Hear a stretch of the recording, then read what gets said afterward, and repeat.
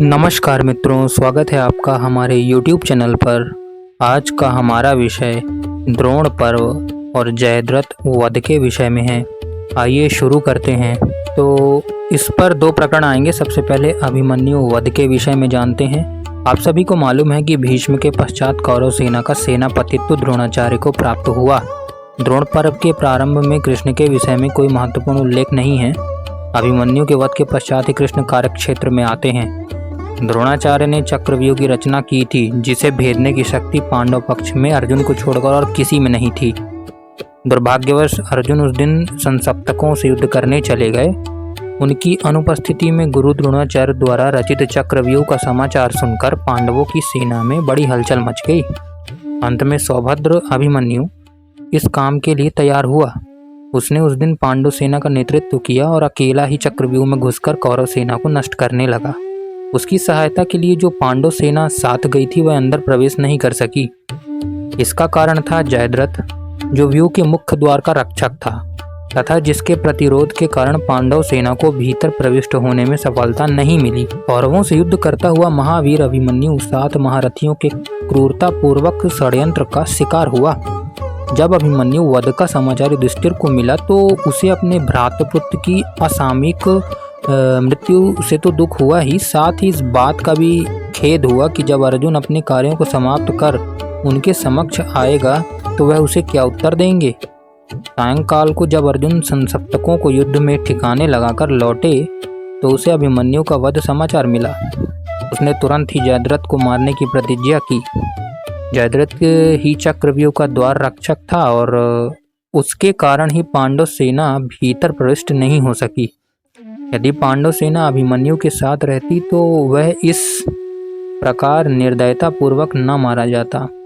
अर्जुन ने निश्चय किया कि या तो वह जयद्रथ को एक ही दिन में मारेंगे अथवा स्वयं प्राणांत कर लेगा। अब आते हैं जयद्रथ वध के ऊपर।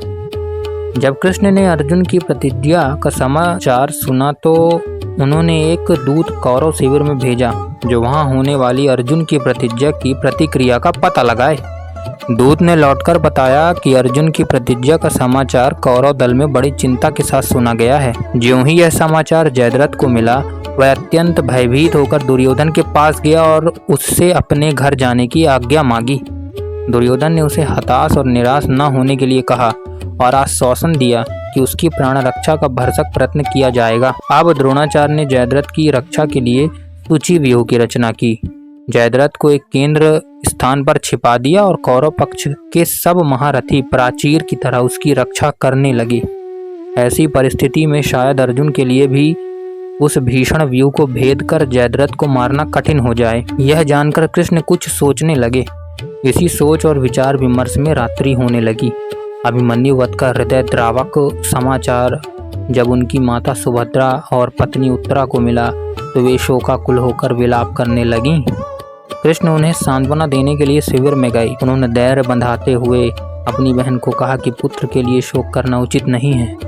काल ने संपूर्ण प्राणियों के लिए और विशेषकर क्षत्रियों के लिए ऐसी ही गति का विधान किया। पिता के समान पराक्रमी तुम्हारे महाबली पुत्र की प्रारब्ध से ही ऐसी वीर मृत्यु हुई है, अतः तुम्हें शोक नहीं करना चाहिए। धर्म अनुसार युद्ध कर तथा शत्रु पक्ष के अनेक वीरों को यमलोक पहुंचाकर अंत में तुम्हारे पुत्र ने वीर पुरुषों के लिए अभिलषित वीर गति प्राप्त की, अतः तुम्हें उसके निमित्त दुखी नहीं होना चाहिए। इन वचनों से श्री कृष्ण ने सुभद्रा के दुखी हृदय को सांत्वना देने का प्रयत्न किया।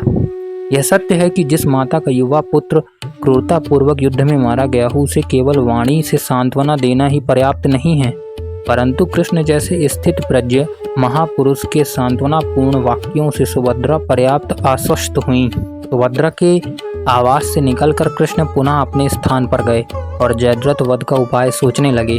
उन्होंने अपने सारथी दारुक को बुलाया और उसे प्रातः काल ही अपने रथ को अश्वों और अस्त्र शस्त्रों से सुसज्जित रखने की आज्ञा प्रदान की। उनका विचार यह था कि यदि अर्जुन दिन भर लड़कर भी व्यूह को नहीं तोड़ सका और जयद्रथ को नहीं मार सका तो वे स्वयं जयद्रथ को मारेंगे और अपने मित्र की प्रतिज्ञा पूरी करेंगे। वस्तुतः कृष्ण को लड़ने की आवश्यकता ही नहीं पड़ी। अर्जुन ने स्वयं ही सारे रथियों को परास्त कर जयद्रथ वध का मार्ग प्रशस्त कर दिया। यदि कृष्ण को युद्ध करना ही पड़ता तो इससे उनकी संग्राम में शस्त्र ग्रहण न करने की प्रतिज्ञा खंडित नहीं होती। बंकिम ने इस प्रसंग में ठीक ही लिखा है। जिस युद्ध के लिए उन्होंने प्रतिज्ञा की थी वह यह नहीं था, वह कौरव पांडवों का राज्य संबंधी युद्ध था और यह अर्जुन की प्रतिज्ञा संबंधी। यदि अर्जुन प्रतिज्ञा पूरी न कर सकता तो वह आग में जल मरता। यह युद्ध पहले नहीं तना था, अतः अयुद्धमान संग्रामे इसमें नहीं लगता है। यहाँ एक मनगढ़ंत कहानी महाभारत में और मिलाई गई है। रात्रि के समय कृष्ण और अर्जुन दोनों हिमालय पर्वत पर जाकर महादेव से जयद्रथ वध के लिए पाशुपतास्त्र प्राप्त करते हैं। वन पर्व में वनवास के समय भी अर्जुन द्वारा महादेव से पाशुपतास्त्र लेने का उल्लेख है। यहाँ यह घटना पुनः दोहराई गई। प्रक्षेप करने वाला यह भूल गया कि उसका यह पुनरुक्ति दोष पकड़ा जाएगा। दूसरे दिन जयद्रथ वध के लिए घोर संग्राम हुआ। दोनों पक्षों के सैकड़ों महारथी हताहत हुए। सूर्यास्त्र से पूर्व भी अर्जुन ने जयद्रथ को मार डाला। यहाँ एक अन्य अलौकिक और चमत्कारपूर्ण घटना महाभारत में प्रक्षिप्त की गई है। कहा गया है कि जयद्रथ को अर्जुन के सन्मुख आने का साहस नहीं हो रहा था और जब तक वह सन्मुख न आए अर्जुन उसे कैसे मार सकता था। इसका उपाय करने के लिए कृष्ण ने अपनी योग बल से सूर्य को मध्याह्न उत्तर काल में ही छिपा दिया। सचमुच सूर्यास्त हो गया। यह जानकर जयद्रथ अब स्थल से बाहर निकल आया और अर्जुन ने उसे मार डाला। बंकिम इस कथा को क्षेपक मानते हैं। सूर्य छिपने से पूर्व भी अर्जुन और जयद्रथ एक दूसरे पर वार कर रहे थे, अतः एक बार सूर्यास्त होने और पुनः सूर्य के निकलने की घटना पर विश्वास करना कठिन है। जयद्रथ के वध के साथ साथ एक पौराणिक गाथा और जुड़ी हुई है। जयद्रथ का पिता वृद्ध क्षत्र कहीं पर तपस्या कर रहा था। उसको यह वरदान था कि यदि कोई उसके पुत्र का सिर धड़ से अलग करेगा और भूमि पर गिराएगा तो उसी समय उसके पुत्र को मारने वाले का सिर भी 100 टुकड़े होकर पृथ्वी पर गिर पड़ेगा। इस रहस्य को जानने वाले कृष्ण ने अर्जुन से कहा कि तुम जयद्रथ पर इस प्रकार प्रहार करो कि उससे उसका सिर अमुक स्थान पर तपस्या करने वाले वृद्ध क्षत्र की गोद में पड़े। और जब वह अपने पुत्र को कटे सिर को अपनी गोद में देखेगा तो हड़बड़ी में उठ खड़ा होगा। तब उसकी गोद से ही उसके पुत्र का सिर धरती पर गिरेगा, फलस्वरूप वह स्वतः मारा जाएगा। अर्जुन ने ऐसा ही किया और जयद्रथ की मृत्यु प्रकारांतर उसके पिता की मृत्यु का कारण बनी। ऐसी ऊटपटांग कहानियों की मीमांसा करने की आवश्यकता नहीं है। इन्हीं चमत्कारपूर्ण मिथ्या कथाओं ने महाभारत के वास्तविक ऐतिहासिक स्वरूप को छिपाकर उसे पुराणों के निकट बिठाल दिया। तो आज के वीडियो में इतना ही। मिलते हैं अगले वीडियो में जब हम घटोत्कच वध के विषय में जानेंगे।